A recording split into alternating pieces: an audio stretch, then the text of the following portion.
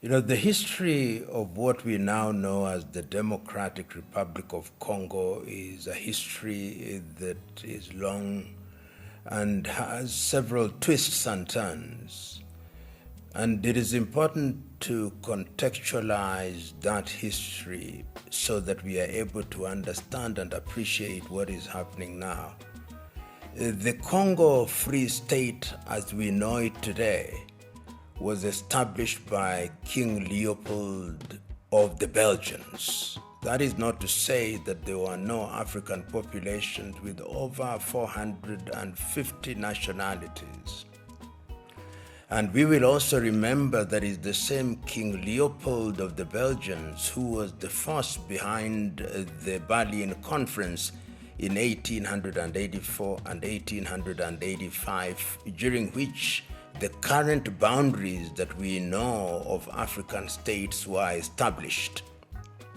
But during that same period that Leopold was establishing the Congo Free State, the Germans under Bismarck in 1880 had also established a presence in what is present-day Tanzania, but was then Tanganyika, and in what was then Rwanda-Urundi, which we now know separately as Rwanda and Burundi. When the Germans lost the war, what is normally described as the First World War, but I prefer to call the First European Tribal War, what then happened is that Rwanda and Burundi were made to be trust territories of Belgium. So the original sin in terms of the conflict that we see in DRC today was planted in those days, planted by King Leopold of the Belgians, reinforced in Berlin in 1884 and 1885. And there is a beautiful book that has been written by the Nigeria called Dekeye Adebajo in 2010, which is titled The Curse of Berlin, Africa After the Cold War. And it is important to have that history for us to appreciate what is now known as the conflict that is pitting Congo. Some say that the Rwandese are involved because the people that are fighting as M23 are of Tutsi stock, but they are Congolese. They come from around Kivu. The fact that a boundary was drawn by the colonialists and put them in a country that is now known as DRC, at one time was known as Zaire or Congo Kinshasa, does not make them Rwandese. So the M23 was formed deliberately because the people who are then christened as the Banyamulenge thought that they were being discriminated against. They thought that the Congolese administration in Kinshasa was telling them to go to Rwanda, which is not their country. And this is something that has been debated over time. In 1996, when the country was still known as Zaire, the former president of Tanzania, the late Julius Kambarage Nyerere, in 1996, when delivering a speech in New York under the Peace Academy, said that we must be very clear that the Banyamulenge are not Rwandese. The Banyamulenge or the Tutsi who are to be found or who are found in Kivu are Congolese. Because the colonialist border put them in DRC, Congo, and some in Tutsi, does not make them Rwandese. So the M23 was created deliberately for the purpose of protecting the interests of the Tutsis who are Congolese citizens. However, it must be understood that there have been accusations and counter-accusations, with the administration in Kinshasa saying that the Rwanda administration is aiding the M23. Rwanda on her part has said that because the war spills over into Rwanda occasionally, they are always on a defensive and sometimes in an offensive mode. And you will remember that when Felix Tshisekedi took over power, there was a time indeed when he visited Kigali and gave the Rwandese the right to move into the territory of Congo to deal with other rebel groups which were a threat to Rwanda, in the same way that he also did to the Ugandans. The fallout now is that diplomatically there is now a problem between Rwanda and the Democratic Republic of Congo, and the accusations are that the Rwandese administration is using M23 to destabilize DRC and also to take resources. But I believe that if we are to look at the issue in an objective manner, this is not the time to apportion blame. This is the time to ask ourselves, how can we stabilize that area? And that will require, among other things, that all the combatants are called to a round table. The argument, for example, that comes from the Kinshasa administration that they cannot have a face-to-face meeting with M23 is without merit, because it is the M23 who are on the ground, and they are an organized force with a clear chain of command. Even if it is true that the Rwanda government has given them logistical support, that does not take away the fact that they are organized and that they say they are Congolese. And we will remember that numerous attempts have been made to stabilize DRC. Numerous attempts when it was still called Zaire, numerous attempts when it changed its name to the Democratic Republic of Congo, and there have been peace initiatives, the most prominent of which has been the peace initiative by President João Lourenço of Angola, which appears to have faltered. There was also the Nairobi peace initiative, and we will remember that at one time all the East African countries did sanction an African force to go and help the Congolese administration, and they expelled the East African force and invited SADC. It must be remembered that DRC is a member of 2 regional organizations, perhaps even 3, but the most prominent are that they are members of the East African community and members of SADC. And as we speak now in the year 2025, it is the SADC forces that are prominent in that area. Internationally, we also have the UN, MONUSCO, which has been there for a very long time. And this is not the first time that M23 have actually invaded Goma and occupied Goma. There was a time when they did, but the things have escalated in a manner that was unprecedented, with the consequence that the Kinshasa administration severed diplomatic ties and asked that the Rwandese ambassador winds up their diplomatic activities within 48 hours. It is in that context that the Kenyan President William Ruto, who is the current chair of the East African Community, then said, let us have an urgent meeting in order to resolve the problem. But from where I sit, such an urgent meeting will only be to stabilize and possibly call for a truce. But we've got to look at the long-term issues. I know others outside of the continent have also offered to mediate. President Erdogan of Turkey did offer to mediate, and that was immediately dismissed by the Congolese, which begs the question, how do we deal with the Congo problem in the context of the combatants who are present and who have demonstrated that they have sufficient firepower to overwhelm the Congolese forces? We talk much more about M23 and also talk about Banyamulenge, but remember that researchers tell us that there are anything between 100 and 120 armed groups, some of which are mercenaries and are involved with miners from different parts of the world.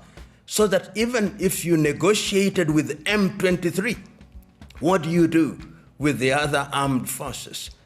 From where I sit, and there are people who share the view that I take, you need a thorough examination of the situation in Congo.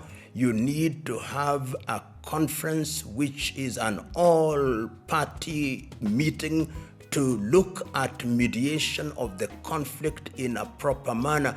And I am of the view that all heads of state in East Africa should congregate.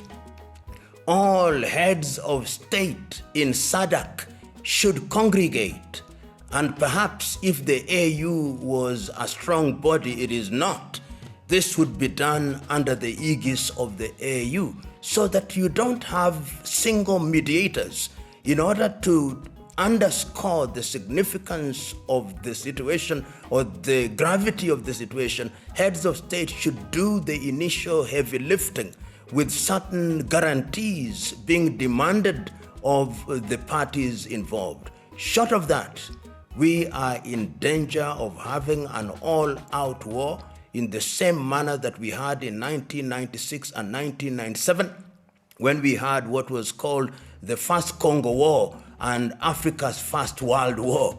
And we then had a similar one in 2001, 2003. So there is wisdom in this thing happening. I hope that on the 29th day of January 2025, the initial meeting between President Tshisekedi and President Kagame, and in the presence of other heads of state, will break the ice, because breaking the ice will then ensure that we have a path towards which lasting peace can be realized and certain accommodations being made. Finally, it is important to point out that it is unwise for African leaders to use colonially created and inherited boundaries as a basis for shutting out populations. One of the reasons why in 1963 in Addis Ababa, Ethiopia, and in 1964 in Cairo, Egypt, it was agreed to retain the boundaries was not because we wanted to use them as paddocks to discriminate, but because it was thought that trying to recreate them would cause chaos. It was also understood that they'll only be useful for purposes of administration.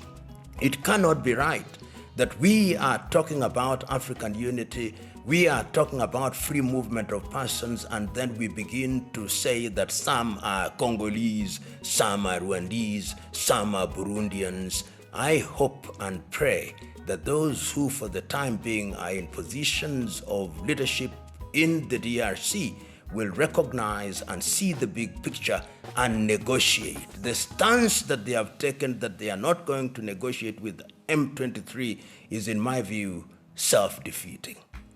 I understand President Ruto is the current chair of the East African Community Summit, having taken over from President Salva Mayardit Kir of South Sudan. So in that context, I understand that he is reacting properly and saying, these are member states, let's have an urgent meeting. But it beggars belief that you are calling the president of a former colonizer and a neo-colonizer to tell you how to run African affairs. But all these are out of what I call colonial hangover. African politicians still hold the view that they must be second-guessed and supported by presidents of former colonizers. We must decolonize our minds. You don't need Macron.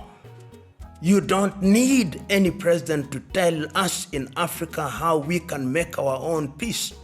This is why they look down upon us, that even the things we can do, we still behave as if we are school boys and school girls, and they've got to tell us what to do. I hope that when the meeting of the East African Community Heads of State is convened, heads of state will say, no, we don't want France, no, we don't want all these fellows. They could be friends of goodwill, but the territory must be defined. What we are doing for Africans, let Africans do. Nyerere was so clear in these things that lasting peace can only be achieved if it is midwifed by Africans who are guarantors. And if we want any international presence in the meeting, it should be through the institution of the United Nations in which we are members, not some foreign power. And Macron has demonstrated not once, not twice, that he has great contempt for Africa, and we should shut him out. You know, there are many suspicions as to who is the guarantor and who is the person behind M23. There are suggestion and speculation that M23, of course, as we know, this is in the public domain, that the Rwanda is behind them. There are those who even argue that even France is behind them. There are those who even argue that the United States is supporting them. Those arguments are there. But even if that were true, I believe that it is African countries who should, in the first instance, examine what is on the ground. And if indeed the French are involved in some way or other, then it is our duty to ensure that those umbilical cords are cut. But ultimately, one of the things that must be done, even as we blame others, is not to deal with the symptoms, but to deal with the root cause. I know there are many individuals, one of whom has written over 20 books. And in those 20 books, what he does is to make all manner of accusations against Rwanda and against M23. And that individual has indeed been one of the fellows that is cited as the authorities in that area. But when you read some of his books, I'll not mention him, you see that the idea is to demonize Rwanda, the idea is to demonize the M23, the idea is to demonize any organization that is trying to emphasize the significance of resolving these issues as a matter that can be resolved by the Congolese.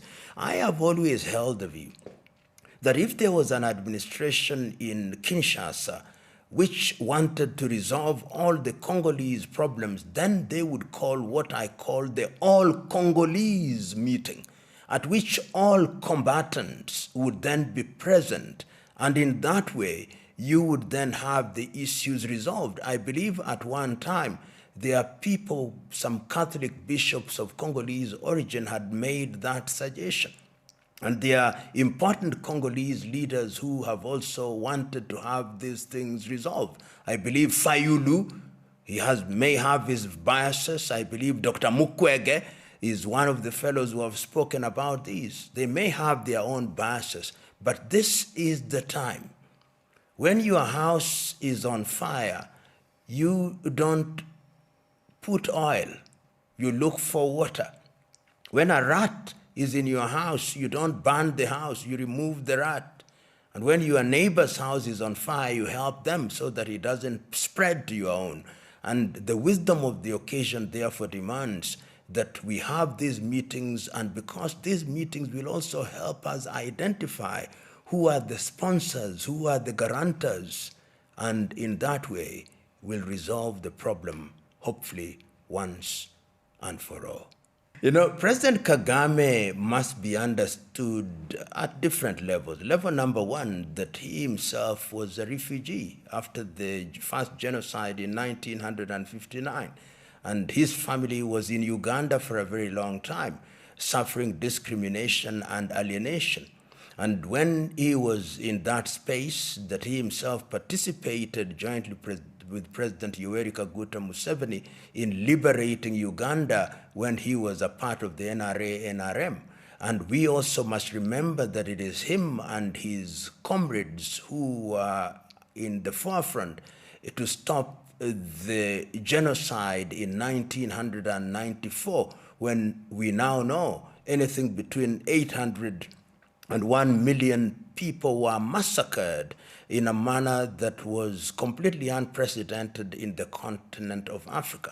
So he must be understood in the context of the genocide, and that he is a leader who emerged from that space. And when people have called President Kagame a dictator, I've denied it. I've said Kagame is a disciplinarian.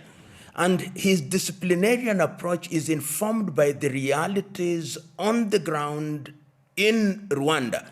And remember that around Rwanda, there are also people who ran away, people who belong to the old regime of Habyarimana and who are in the army, and people who are civilians who are involved in the massacre of the Tutsi and moderate Hutus in Taharamwe, who are actually still in the Democratic Republic of Congo. And when, therefore, it is said that Kagame is an expansionist, and he's been accused of being an expansionist. In fact, he, together with President Yoweri Museveni, have been accused of wanting to create what is called the Bahima Batutsi Kingdom. I don't think so. I hold the view that what they have been trying to do is to say that we have a territory whose integrity we want to protect. You are trying to impose on us people with whom we have filial ties, with whom we have same blood, our kith and kin, but who by dint of colonial boundaries are actually Congolese, and that therefore we must be on a defensive stance. To compare him, therefore, with Putin, who belongs to a different dispensation in a different environment, is to miss the point. And the point is that he finds himself as a leader together with his comrades in arms in a post-genocide era, and he is trying to rebuild a society. And that process of rebuilding a society requires that one is eternally vigilant, because the perpetrators of the genocide, most of them are still alive and well, and one may dare say may even have genocidal ideas, and therefore one cannot lower one's guard. Therefore, in the same manner that Putin is saying that people of Russian stock, wherever they are, we have a duty to protect them, Kagame is also saying, as according to these commentators, that anybody who is of Tutsi stock, wherever they are, we are going to protect them. And I think that that argument looks very logical. But its logic dies when you come to grip with the reality that in the case of Rwanda, the people who are of Rwandese or Tutsi stock in the Democratic Republic of Congo are actually Congolese. And in the case of Russia, we must also remember that what is today Ukraine or Russia were part of the Soviet Union. So sometimes that comparison is not without merit. Is not without merit, particularly when you look at the history and the circumstances. But I believe that the underlying philosophical reasons or practical or social reasons that informs the manner in which they conduct themselves is a little nuanced. But there is a sense in which when historians write, it will be right to say that certain boxes are ticked for both President Putin and for President Kagame in protecting their very own. You know, in the eastern part of the Democratic Republic of Congo, Goma is the biggest city. And remember, that is a mining area. That is a mining area, and the mines that are to be found in eastern Congo, whether it's uranium, whether it's cobalt, whether it's rare earth, whether it's gold, the biggest airfield, official airfield, is to be found in Goma. It is also the city that connects you with the rest of East Africa, whether you are talking Uganda, Kenya, Tanzania, and the rest of the African hinterland, if you may. So it is significant in that regard because of absence of good infrastructure in DRC. Congo is a country that has very few roads, very few railways, if any. So when you move from Kinshasa or Kisangani or Bukavu, the place that you come to, is Goma. So Goma is really important for Eastern Congo, which is the home of mines, and which, when DRC stabilizes, that is actually the fountain of their riches. When you take Goma, you've hit the very heart of Eastern Congo. You know, one can never say never, and that is why some of us are saying, before that happens, it must be stopped. You know, when you see the MR23 taking Goma, they are actually saying, we can march on to Kinshasa. And it has happened before during the Kabila administration. And it is also possible that the administration in Kinshasa will not stand by and watch them march on. They would invite their own friends as they did before.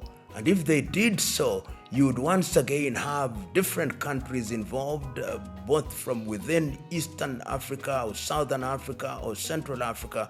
And nobody wants that, because when that happens, there'll also be other countries who actually love it when Congo is at war and in a state of confusion.